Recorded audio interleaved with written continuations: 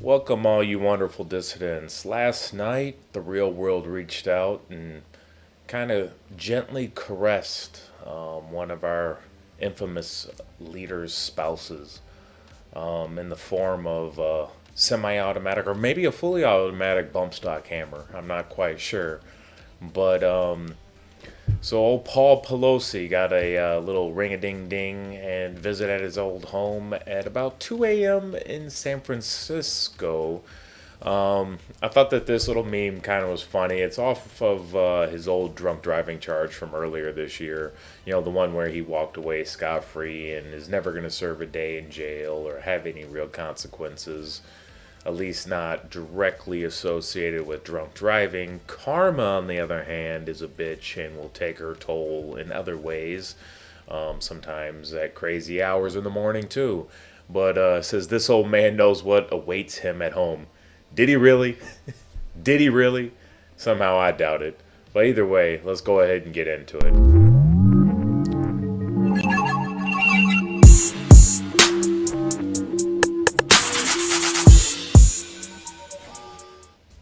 All right, here we go. We got Fox News queued up. I've already read the article, so none of this is really a surprise to me. So, Nancy Pelosi's husband, Paul Pelosi, was attacked by a suspect, David DePapi, who shouted, "Where's Nancy?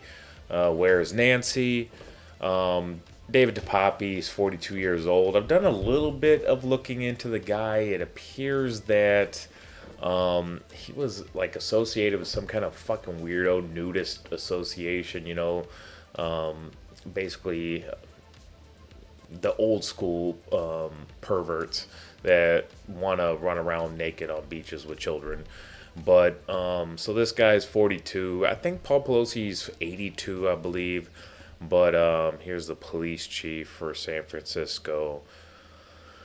But this David DePapi, apparently at some point around 2 in the morning broke into the Pelosi residence in San Francisco, which woke Paul up, or maybe he was already up and imbibing from the nectar of the veins of children. I don't know, but. So Paul woke up, apparently called 911, and then went downstairs to confront this guy with a hammer. And at some point they get in a struggle. The cops show up, see him, the two of them in a struggle. Apparently yelled for them to drop the hammer. And then how I picture it is because directly after this, DePapi gets a hold of the hammer and starts beating old Paulie here in the head. And so what I'm picturing here is the cops show up. There's a struggle. Sounds like Paul, for 82 years old, 40 years older than this guy, is holding his own up. But if you've seen pictures of this soy cuck, you understand why even an 82-year-old bloodthirsty lizard person could put up a fight. But it sounds like old Paul, not really experiencing too much violence in his life, doesn't realize that maybe he shouldn't let go of the hammer while the raving psycho still has a hold of it, and for his troubles he gets beat about the head. But so after DePapi gets a hold of it, apparently hits him in the head and maybe a few other times because there's bruising and injuries elsewhere on his body. But the cops quickly run in and subdue the guy, and then give medical aid to Paul while they wait for the first responders, where he's rushed off to the hospital for medical attention. Apparently, he actually has a fractured skull and is going to survive, but I'm assuming at 82 years old, the road to recovery is going to be a little bit, unless he gets that fresh nectar. And so, let's see here. The guy was charged with a whole list of things. So, assault with, or attempted homicide, assault with a deadly weapon, elder abuse, burglary, and several other additional felonies stemming from the incident after 2 a.m. So obviously, it's a deadly assault with a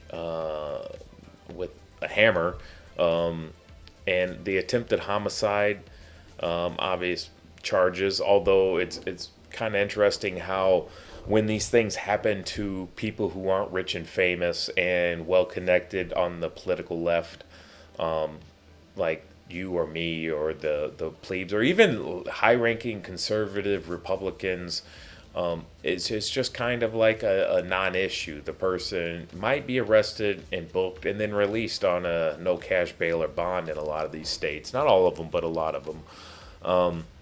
So it's interesting that he actually thought that he'd go ahead and go through with this, but apparently at some point he must have looked around him and said, "Hell, the whole fucking world's burning. I'm in San Francisco, and nothing is against the law," and thought that that would apply to this action also. Obviously, you can't, you know, you can't do this to our powerful leftist elite and get away with it. So, yeah, I mean, he was arrested. I've seen like Fox News. They're even trying to pretend like they're sympathetic. I seen Jesse Waters acting like he, was all oh, woe is Paul, but fuck Paul Pelosi. They're directly responsible for all of our society burning down and this type of stuff happening on a more frequent basis. And the way I see it is basically reality reach back out and just touch base with them. Finally, some of the policies and the cultural degradation that they seem to foster and promote, like literally came into their home. So that's just karma. So authorities found a list of politicians that this DePapi guy wanted to target.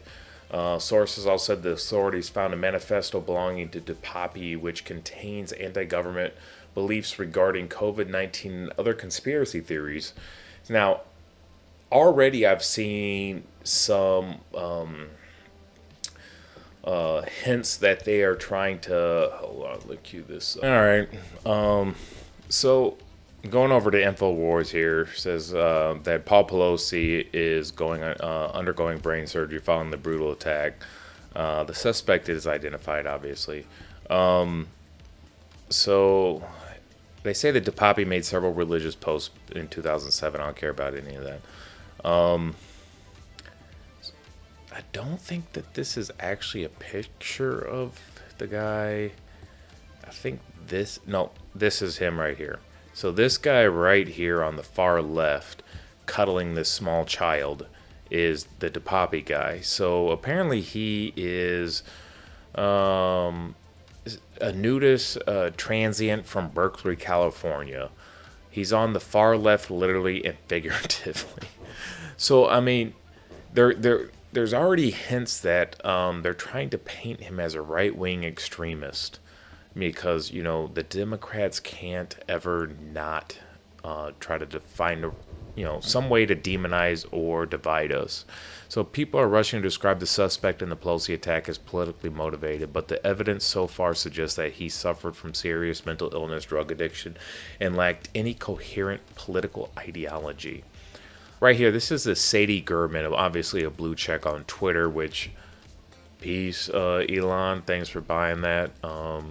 The suspected attacker was espoused extreme right-wing views on social media, including conspiracy theories about COVID-19, according to one of the law enforcement officials. So, apparently, if you have any opinion on COVID-19 besides the fact that do as you're told and big government knows what's best for you and big pharma loves you, and that there's nothing to see here, you are a right-wing extremist. Because there's a lot of us Trump supporting right-wing extremists running around from Berkeley as transient nudists. That's a big movement on the right wing. So following the attack, and has suffered severe bruising, severe swelling, and other injuries, aka karma. So I mean, we're going to see this over the next few days as they blow this up, and they're going to make this out to be politically motivated. If they could find anything to pin this on the right or create an issue about it, they're going to. Also, the Capitol Police have already launched into how they can make the our elected officials even more safe. So it's interesting to see how quickly, when one of them or theirs is under assault, or the real world that they created burst in and beats them about the head with a hammer even. It's interesting to see how quickly they respond, because they're not going to put up with that kind of shit. They're here to destroy the world, not get destroyed by the world. That's kind of their thing. Also, let me show you this right here. I'm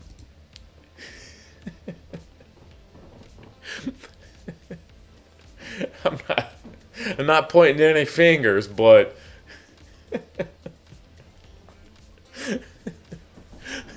oh, oh man. So I mean, no accusations here. I'm just saying,